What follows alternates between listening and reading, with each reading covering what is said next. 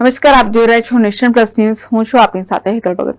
વડોદરા શહેરમાં તાજિયાના પર્વને લઈને સિટી પોલીસ સ્ટેશન ખાતે શાંતિ સમિતિની બેઠક યોજાઈ હતી.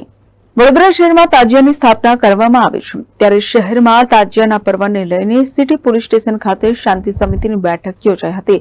તાજિયા ઠંડા કરવા માટે શહેરના તાજિયાના પરવાનેદારો સાથે પોલીસ દ્વારા વાતચીત કરવામાં આવી હતી. તાજિયાના પરવાનેદારોને તાજિયા વહેલા લાવવા અપીલ કરવામાં આવી હતી.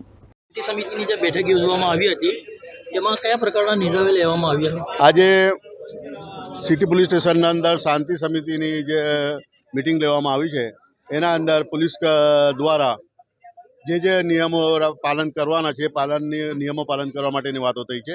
દાખલા તરીકે તાજિયા વહેલા કાઢવા, ડીજેને અમુક અંકુશ રાખવું અને રાખવું જોઈએ એવી હું બી કહું છું.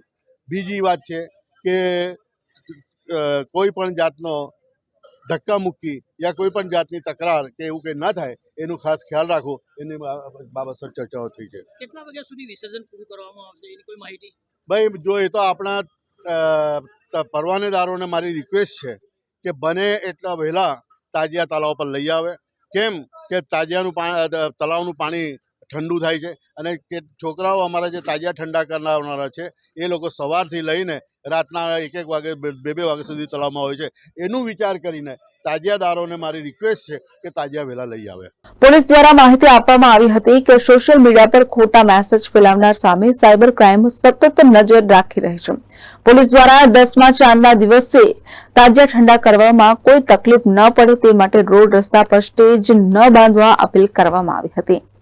વડોદરા શહેરમાં ઝોન 4 હસ્તકના 7 પોલીસ સ્ટેશન છે. 7 પોલીસ સ્ટેશનની આજે શાંતિ સમિતિની બેઠક તેમજ તાજિયાના આયોજકની બેઠક લેવામાં આવેલી હતી. સિટી પોલીસ સ્ટેશન ખાતે આ બેઠકનું આયોજન કરવામાં આવેલું છે. આ બેઠકની અંદર આયોજકોએ અરજી કઈ રીતે કરવાની છે તાજિયાની પરમિશન માટે અને શું પ્રોસેસ કરવાની છે એની સૂચના આપવામાં આવેલી. સ્થાપના માટેની સૂચના, કતલની રાતની સૂચના તેમજ વિસર્જન માટે શું તકેદારી રાખવાની છે, તંત્ર તરફથી જે સૂચના આપવાની હતી એ બધી સૂચના અમને આપવામાં આવેલી છે. સાથોસાથ ડીજે બાબતેની સૂચનામાં બી આપી છે અને એ દિવસે ખૂબ સારી રીતે બંદોબસ્ત પૂરો થાય અને કોઈ અનિચ્છનીય બનાવ કે દુર્ઘટના ન ઘટે એની પણ તકેદારી રાખવા માટે સૂચના આપવામાં આવેલી છે. પોલીસ બંદોબસ્ત કયા પ્રકારનો રહેશે? તાજિયા સમયે પોલીસ બંદોબસ્ત ફિક્સ પોઈન્ટમાં રહેશે, મૂવિંગ રહેશે, ડીપ પોઈન્ટ રહેશે, ધાબા પોઈન્ટ પણ રહેશે અને ડ્રોનથી પણ અમે સુપરવિઝન કરીશું.